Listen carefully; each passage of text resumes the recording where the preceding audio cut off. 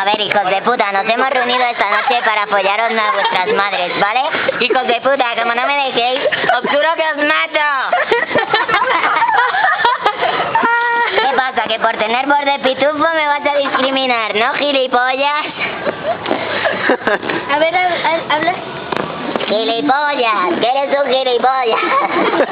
¿Quién está hablando? A ver, ¿qué está diciendo? Me voy a cagar en todos vuestros muertos, cabrones. ¿Quién está hablando?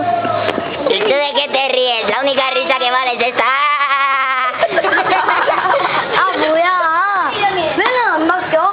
Pues qué fumada, qué fumada. Pásame más de eso, por favor, que está de colocón. Ah, sí, realmente me gusta.